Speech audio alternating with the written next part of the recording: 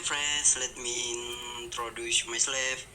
My name is Eduardo. This morning I wake up late, so I'm immediately to shower and got ready to campus.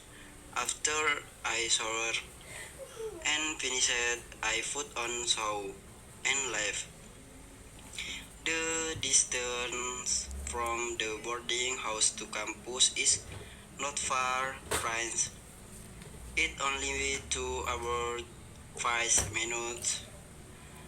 So I passed by the side gate of yes, I study at the Lampung State Polytechnic Engineering in Internet and Engineering Technology. After arriving at campus today, it happens to be Friday as well. Our campus as well is hold morning assembly on Monday and Friday. After the roll call, I was trying to class and studied. After the Lutz review was finished her.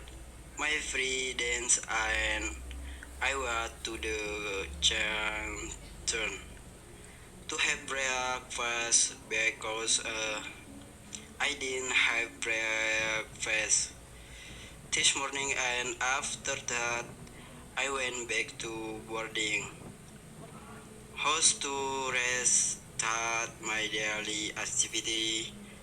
Friends, thank you.